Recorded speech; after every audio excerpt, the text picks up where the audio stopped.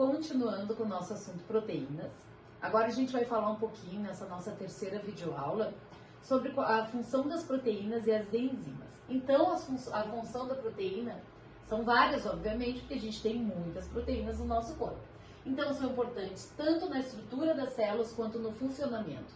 A proteína ela é importante na estrutura do nosso corpo, mas ela é muito importante também no funcionamento do nosso corpo. Do ponto de vista estrutural, então o que é a estrutura da proteína para nós? Qual é a função? Forma o citoesqueleto, ou seja, o esqueleto interno das células, constituído de filamentos proteicos, dando forma e movimento a essa célula. A célula tem como se fosse um esqueleto, que nem o nosso esqueleto, a célula tem de filamentos proteicos, que a gente chama de citoesqueleto. Super importante, função estrutural. Outra função fazem parte da estrutura das membranas celulares. As nossas membranas celulares, elas têm proteína e através dessas proteínas que ocorre o transporte de substâncias para dentro e para fora da célula. Também confere consistência ao citoplasma. Então, o citoplasma tem muitas proteínas ali e entre outras funções. Eu coloquei as principais. Do ponto de vista funcional, elas participam, olha o que eu vou falar aqui. Elas participam de praticamente todas as reações químicas vitais, ou seja, aquelas reações químicas que são indispensáveis para que a gente continue vivo, através de proteínas especiais denominadas enzimas. Então agora a gente vai falar de uma proteína, de proteínas especiais chamadas enzimas. Enzimas nada mais são o quê? Que proteínas. Então as enzimas são proteínas que atuam como catalisadores biológicos. Ou seja, o que é um catalisador, para começo de conversa? Participam de uma reação química, o catalisador nada mais é de uma estrutura, de uma substância que participa de uma reação química, acelerando-a, seja degradando substância, seja formando substância, mas ela acelera essa reação química. Então, o catalisador é uma molécula que vai acelerar uma reação química, porém sem se desgastar ou sem alterar o curso da reação, podendo ser, inclusive, reutilizado. Catalisam, então, as enzimas catalisam reações de quebra de molécula. Então, tem uma molécula que precisa ser quebrada. Tem enzimas que aceleram a quebra dessa molécula, favorecem a união entre moléculas de substrato, que nem eu mostrei na videoaula sobre proteínas, na primeira, a união de 2 aminoácidos. Pode ocorrer união de outras estruturas, tá? E atuam modificando certas ligações químicas em uma molécula, transformando essa molécula em outra molécula também. O interessante é saber que é um catalisador, é uma substância que acelera uma reação biológica, por quê? Porque faz parte do nosso corpo. Não é um catalisador químico, não é algo que foi montado em laboratório, tá? As enzimas, elas têm uma nomenclatura. Qual é essa nomenclatura? O nome do substrato enzimático mais o sufixo ase. Então, se a gente encontrar palavras que têm o sufixo ase, a gente já sabe que são enzimas. Nem todas, tem algumas que têm inclusive 2 nomes, tem outras que não têm o ase, mas em via de regra, mais ou menos é assim que funciona. Por exemplo, protease. Aqui temos o nome do substrato, que seria uma proteína, ase de enzima. Na realidade, as proteases são enzimas que digerem proteínas. Lipase. Lipase vem de lipídio. Então, aqui o substrato é lipídio, ase vem de enzima, enzimas que digerem lipídios. Lactase, enzimas que digerem, que quebram a lactose em moléculas menores. Então, a lactose é uma molécula muito grande, às vezes ela não tem como ser digerida, ou ela é digerida com muita dificuldade, então precisa da lactase, que é essa enzima que vai quebrar essa molécula de lactose em moléculas de galactose e glicose, que são moléculas menores, fáceis de ser absorvidas. Tem gente que tem intolerância à lactose, porque não produz essa enzima ou produz em pouca quantidade.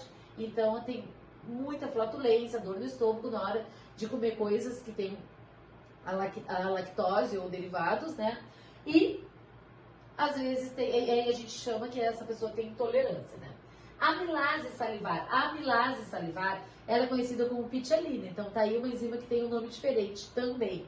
São enzimas que quebram moléculas de amido em maltose. Então, o amido está lá na nossa boca, então a gente tem a amilase salivar, que é essa enzima que está lá na saliva e que ela vai digerir esse amido. Sacarase são enzimas que quebram sacarose em moléculas menores. Sacarose é uma molécula de açúcar em moléculas menores, chamadas glicose e frutose. E aí por diante, a gente tem então essas enzimas. Eu coloquei aqui exemplos de algumas enzimas, tá? As enzimas são altamente específicas. Então, determinada enzima catalisa em geral um único tipo de reação química. A gente chama isso de sistema chave e fechadura. Por quê? Porque a enzima é específica. A lactase, ela só vai quebrar a molécula de lactose. Ela não vai quebrar uma molécula de proteína, por exemplo, tá? Proteína enzimática, o que é? As proteínas enzimáticas, elas apresentam encaixes que se adaptam às moléculas sobre as quais ela atua. São substratos enzimáticos que a gente chama. A enzima nada mais é do que uma proteína enzimática, não é? Parte da enzima responsável pelo encaixe com o substrato, a gente chama de centro ativo. Então, tá aqui o centro ativo, ó, onde o encaixe vai se dar, né, dessa molécula. E existe o que a gente chama de grande especificidade, que é o sistema esse, chave e fechadura. Então, esses catalisadores biológicos, eles não sofrem alterações moleculares e não são consumidos, ou seja, tu pode usar de novo. Aqui eu tenho, por exemplo, uma enzima, né? Aqui eu tenho uma molécula de Aqui eu tenho uma molécula de sacarose, tá? Aqui está a molécula de sacarose e aqui está a enzima chamada sacarase. Aqui está o centro ativo. E essa sacarose é uma molécula formada por duas cadeias cíclicas, difícil de ser digerida. Então, o que acontece? Ela se encaixa aqui nesse sistema chave-fechadura, ocorre a quebra, né, da ligação glicosídica, que é a ligação entre dois glicídios, e essa enzima, então, ela se encaixa nesse substrato, quebra essa molécula de sacarase, que passou a ser uma molécula de glicose e frutose separado, e a enzima conseguiu quebrar esta molécula. Essa enzima vai receber outras sacaroses, tá? Então ela não se perde, então ela vai fazendo essa quebra de molécula, ela vai acelerando a quebra de moléculas, tá bom? Aqui eu tenho outros exemplos, tá? Do encaixe chave-fechadura, da maltase aqui, dessa enzima que vai receber a maltose, vai quebrar uma molécula maior em duas menores. E aqui outros exemplos, sempre porque esse sistema chave-fechadura, porque aquela chave é específica para aquela fechadura. Se tu for tentar colocar outra chave, não vai receber, tu não vai conseguir abrir a fechadura, ou cadeado, seja lá o que for. As proteínas, existe o que a gente chama de proteínas simples e proteínas conjugadas. O que são proteínas simples? São enzimas constituídas apenas por cadeias polipeptídicas. Porque se a enzima é uma proteína, essa proteína enzimática, que a gente chama, ela é formada por cadeias polipeptídicas. Mas existem as proteínas conjugadas, que são enzimas constituídas por duas coisas. A enzima, ela tem uma parte proteica e ela tem uma parte não proteica. A parte proteica pode ser de uma ou mais cadeias polipeptídicas e a parte não proteica pode ser um íon, como um cobre, um zinco, um ferro. Essa parte proteica a gente chama de apoenzima. É a parte da enzima proteica constituída de polipeptídeos. Essa parte não proteica a gente chama de cofator. Cofator é algo que vai dar aquela ajuda, aquele help para a enzima. Então, essa apoenzima, tem algumas enzimas em que essa apoenzima, ela é inativa, ela não funciona sozinha. E o cofator, o cobre, o zinco, também é inativo, não funciona sozinho. No momento que tu juntou a apoenzima com o cofator, forma o que a gente chama de holoenzima. A holoenzima é uma enzima ativa e é ela que vai ajudar, ela que vai fazer essas reações químicas, seja de degradar, seja de unir moléculas, seja de transformar em outra substância. Os cofatores de certas enzimas, eles podem ser substâncias orgânicas. Se o cofator for uma substância orgânica, por exemplo, uma vitamina serve como cofator, a gente chama de coenzima. Se o cofator for uma substância inorgânica, a gente chama simplesmente de cofator, tá? Só se for uma substância orgânica que a gente chama de coenzima. As enzimas, elas podem parar de funcionar ou elas podem ser inibidas por alguma substância. Então aqui a gente fala em inibição da atividade enzimática. A inibição competitiva, a gente fala que pode ocorrer uma inibição competitiva. Quando? A atividade da enzima é inibida por outra substância. Então a enzima foi se fixar lá naquele sistema chave-fechadura e outra substância veio e se fixou no lugar dela. Então é uma inibição competitiva, ela está competindo com a enzima, aquela substância. Então essas estruturas têm estrutura semelhante à do substrato e competem com ele pela ligação da enzima. Então essa ligação, geralmente competitiva, ela é permanente. A molécula de enzima associa seu inibidor e deixa de funcionar. Coloquei dois exemplos para vocês aqui. Exemplo de inibidores competitivos de ação de enzimática, né? O íon cianeto, ele inibe uma enzima chamada citocromo oxidase da célula, que é responsável pela respiração celular. Então, essa citocromo oxidase, ela participa da respiração celular. Se não ocorrer a respiração celular, a célula acaba morrendo. Outra inibição competitiva é da penicilina, que inibe uma enzima chamada transpeptidase. Essa enzima ela é responsável pela produção da parede bacteriana. O que acontece? No momento que a penicilina se liga a essa transpeptidase, a bactéria não consegue mais produzir parede bacteriana e acaba morrendo.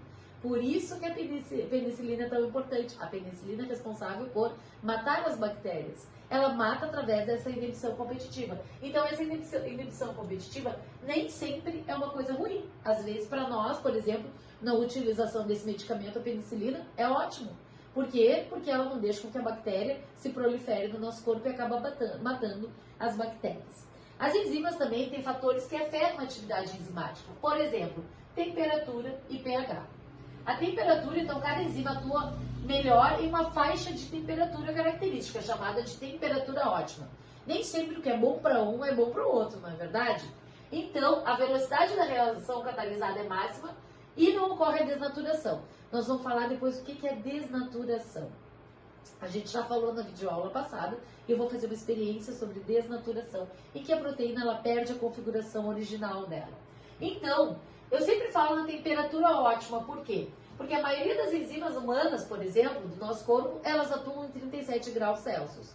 Por isso que quando a gente está com 40 graus de febre, por exemplo, 41, a gente pode ter algumas reações no nosso corpo. Por quê? Porque as nossas enzimas, elas funcionam bem a 37 graus Celsius.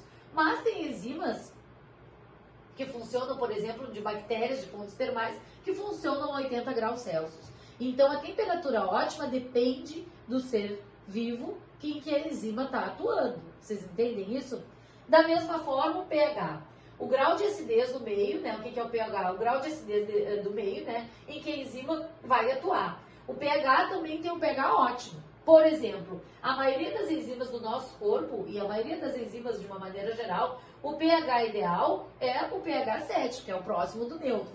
Mas a gente tem que lembrar, por exemplo, que para a enzima pepsina, que são as enzimas que fazem a digestão do nosso estômago, o pH tem que ser bem ácido. Por exemplo, o pH 2, então, dessa enzima do nosso estômago. E da mesma forma, a tripsina, que é uma enzima que está lá no intestino, que ajuda a gente a absorver substâncias para o nosso corpo, ela tem que estar em ambiente alcalino, ou seja, no pH 8. Então, o que a gente fala de pH ótimo é o ideal para aquela enzima, para aquele organismo, para aquele indivíduo, para aquele ser vivo.